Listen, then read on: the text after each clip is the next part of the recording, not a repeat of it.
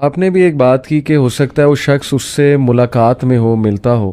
تو اسی کو بیسس بنا کے کچھ لوگ یہ کہتے ہیں کہ آج بھی کچھ ہڈن تنظیمیں جیسے فری میسنز الومناٹی کا ذکر کرتے ہیں کہ وہ لوگ بھی ملاقاتیں کرتے ہیں دجال سے، ہو سکتا ہے ایجنڈا بھی لیتے ہوں، کسی جزیرے میں قید ہے، ابھی اسے آنے کی اجازت نہیں ہے، لیکن جس طرح کے حالات بن رہے ہیں اسپیشلی ویسٹرن سویلائزیشن کو دیکھا جائے تو 911 کے بعد وہ پھر سارے ریلیشن کرتے ہیں کہ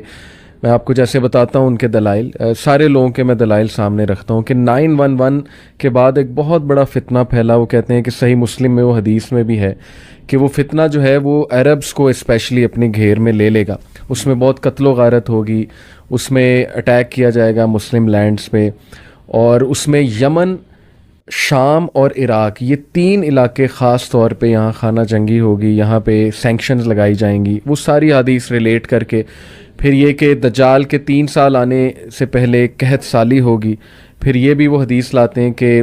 6 سال پہلے ایک بہت بڑی وار ہوگی، آرمگیڈون ہوگی، تو ان ساری چیزوں کو سامنے رکھتے ہوئے کہتے ہیں کہ یہ جو 2001 کے بعد ابھی تک کا دور چل رہا ہے یہ پری دجالک ایک آپ کہہ لیں دور ہے، اب اس کا صرف فزیکل آنا رہ گیا، پھر وہ اس میں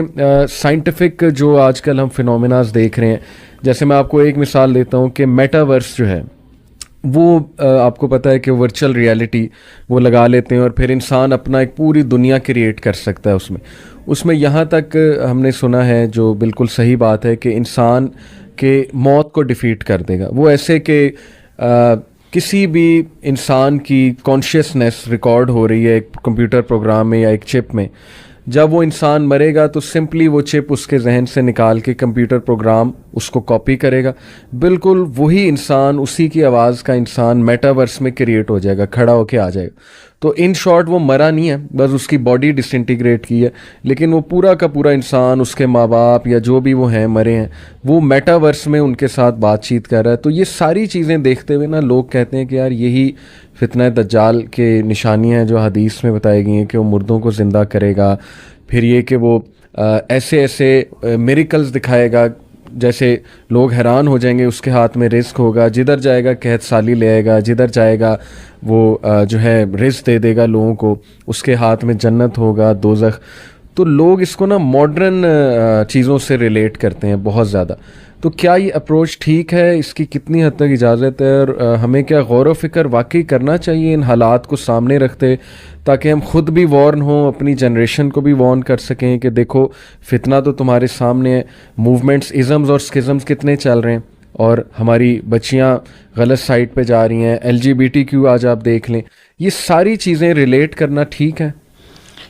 دیکھیں اصل میں نا آپ اگر اس کو جیسے آپ نے کہا پری دجالک دور اگر اس کو کہہ دیا جائے تو یہ غلط نہیں ہوگا، میرے خیال ہے یہ تو اس میں تو کوئی حرج نہیں ہے، صحیح، کہ دجال کے لیے پورا ماحول تیار ہو رہا ہے، بالکل ٹھیک، ایک اس کے لیے پورا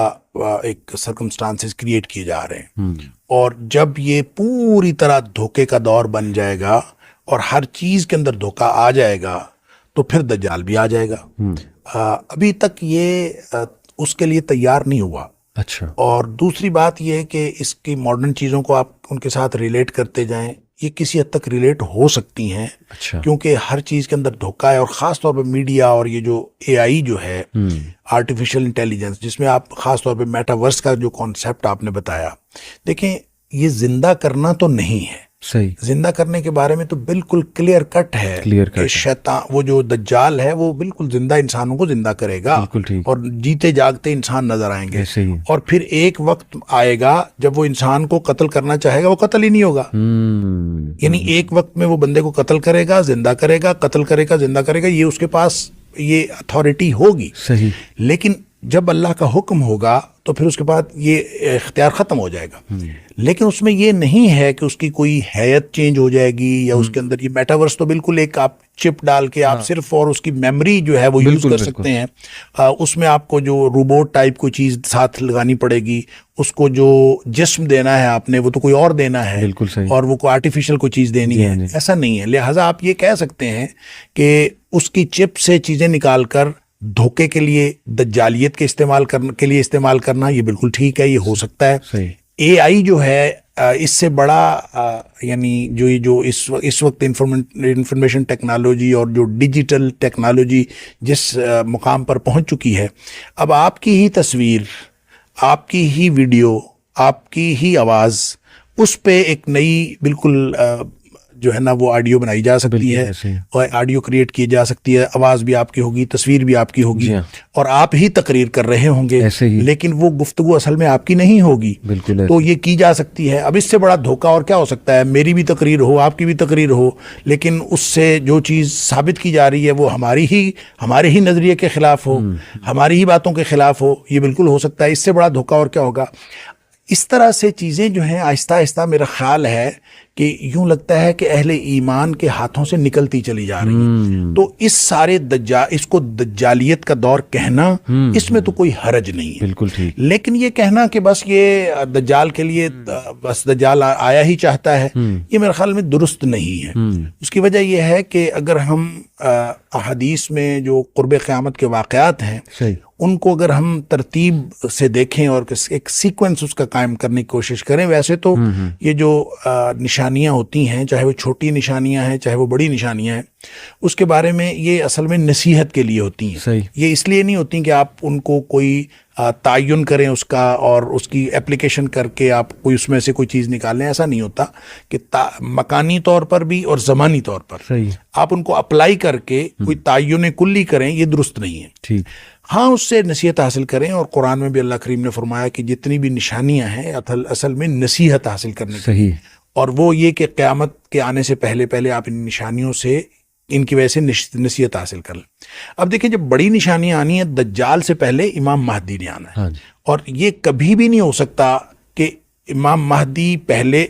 دجال پہلے آ جائے اور امام مہدی بعد میں آئے، ایسا نہیں ہو سکتا۔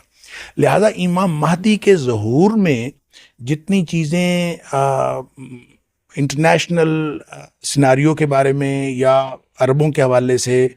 یا مسلمانوں کے اوورال حوالے سے جو بتائی گئی ہیں،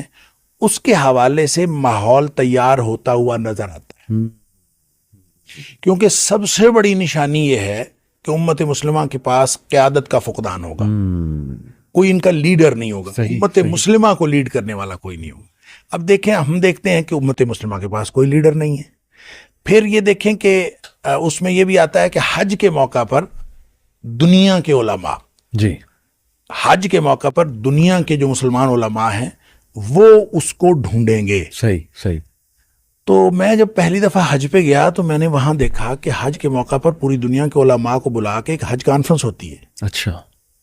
تو مجھے جب پتا چلا نا کہ یہ حج کانفرنس ہوتی ہے اور اس میں پوری دنیا کے علماء کو بلایا جاتا ہے، تو میں یقین کرے میں نے سمجھا کہ یہ وہی نشانی ہے جو نبی کریم صلی اللہ علیہ وسلم نے بتائی۔ ان لوگوں نے ہی امام مہدی کو پہلے ڈھونڈنا ہے، اور اسی طرح کی ایک مشاورت ہو رہی ہوگی۔ ظاہر ہے وہ ہر سال اس کے ڈیفرنٹ ٹاپکس ہوتے ہیں، اس کے اوپر گفتگو ہوتی ہے، اور یہ حج کے موقع پر ہی ہوتی ہے، پوری دنیا کے علماء بھی ہوتے ہیں۔ تو جب قیادت کا فقدان ہوگا، اور پھر اس میں عربوں کی آپس کی جنگ اور اس طرح کی نشانیاں جو آپ بتا رہے ہیں، بہت ساری چیزیں ریلیٹ ہو سکتی ہیں، اور لیکن ہم کوئی وقت کا تعین نہیں کر سکتے، کتنی دہائیاں باقی ہیں یا کتنی صدیاں باقی ہیں یا کتنے سال یا کتنے دن باقی ہیں، ہمیں کچھ نہیں پتا، یہ اللہ کو معلوم ہے۔ البتہ حالات یہ بن رہے ہیں، پہلے امام مہدی آئیں گے، باقاعدہ جنگ ہوگی۔ امام مہدی کے آنے کے بعد جو مسلمانوں کے حالات ہیں، مسلمان نبی کریم صلی اللہ علیہ وسلم 3 حصوں میں ہو جائیں گے۔ 3 حصوں میں سے ایک حصہ تو وہ ہوگا، یعنی 1/3 جنہوں نے امام مہدی کو ماننا ہی نہیں ہے۔ اور اس کی وجہ تو ظاہر ہے یہ ہے کہ وہ انہوں نے نہیں ماننا کیونکہ انہوں نے جہاد پر بیعت لینی ہے۔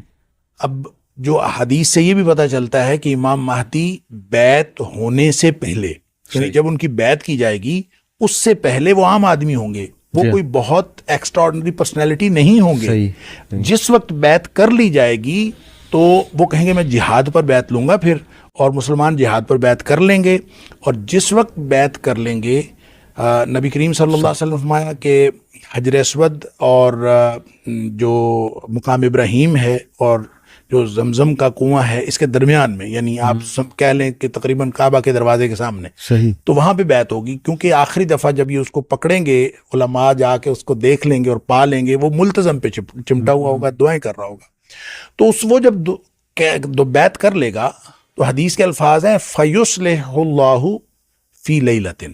اللہ کریم ایک ہی رات میں اس کے اندر صلاحیتیں پیدا کرتے ہیں. اللہ اکبر. یعنی وہ پہلے ایکسٹرا آرڈنری آدمی نہیں ہوگا، لیکن اس بیعت کے بعد وہ ایکسٹرا آرڈنری آدمی ہو جائے گا. پھر اس کے بعد مسلمانوں کی جنگیں ہیں، پھر اس جنگوں کے اندر ظاہر ہے مسلمان کام آئیں گے. آپ نے فرمایا کہ جو لوگ امام مہدی کو نہیں مانیں گے، ظاہر ہے ہم لوگ اپنے نرم بستروں پہ سونے والے اور اپنی عیاشی کی زندگی گزارنے والے، ہم سے کوئی جہاد بھی بیعت لے تو 1000 دفعہ خیال آتا ہے کہ یہ جھوٹا ہی ہوگا، اللہ تعالیٰ معاف فرمائے. تو اسی طرح کی کیفیت ہوگی. پھر جب وہ لوگ 2/3 جو ہیں جو اس کی بیعت کر لیں گے، ان میں سے 1/3 یعنی ہاف، ٹوٹل میں سے 1/3 صحیح وہ شہید ہو جائیں گے. نبی پاک صلی اللہ علیہ وسلم نے فرمایا کہ ان سے بہتر روئے زمین کا کوئی اور شہید نہیں ہوگا. پھر جو ان میں سے بچ جائیں گے وہ اہل ایمان ایسے ہوں گے کہ ان کے ایمان کو کوئی اور چیز پھر ڈگمگا نہیں سکے گی. تو ان پر پھر دجال آئے گا، پھر دجال کے ساتھ اس کی لڑائی، اور پھر حضرت عیسیٰ علیہ السلام کا جو نزول، اور پھر یہ ساری چیزیں، یعنی سیکوینس یہ بنتا ہے. اس لیے جو لوگ ریلیٹ کرتے ہیں، جو آپ نے سوال کیا ان ماڈرن چیزوں کو، تو ماحول کے اعتبار سے ریلیٹ کرنا اس میں کوئی حرج نہیں ہے، کیونکہ یہ دجالیت کا ماحول ہے. یہ کہہ دینا کہ یہ دجال کے لیے ماحول تیار ہو رہا ہے، درست ہے. یہ کہہ دینا کہ یہ چیز بھی اس دجالیت کے ماحول کے لیے یہ دجالی تہذیب کی ہے، ہو سکتا ہے، کیونکہ ہر چیز کے اندر دجالیت آہستہ آہستہ بڑھتی جا رہی ہے. تو وہ جو چھوٹے موٹے دجال آئے، جو آتے رہے، اور ایک حدیث میں آتا ہے کہ 29 یا 30 آئیں گے، اور ہر شخص اپنے آپ کو رسول بھی سمجھے گا. تو وہ بھی آتے ہوئے پتہ نہیں اب تک کتنے گزر چکے ہیں، ابن سیاد سے لے کر اور پھر آج تک جو ہے وہ کتنے آئے ہیں، یہ تو اللہ ہی جانتا ہے. لیکن بہرحال ہمیں معلوم ہے کہ اس طرح کے لوگ آتے رہے ہیں، اور آئندہ بھی آتے رہیں گے شاید. اور ان ماڈرن انڈیکیٹرز کو دجالی تہذیب کے ساتھ جوڑنے میں کوئی حرج نہیں، لیکن بطور دجال ان کو دجال نہیں کہنا چاہیے. یہ دجال کے معاون، یعنی یہ معاون ہیں، لیکن اصل دجال تو ایک شخص ہی ہوگا. بالکل زبردست بات آپ نے کی.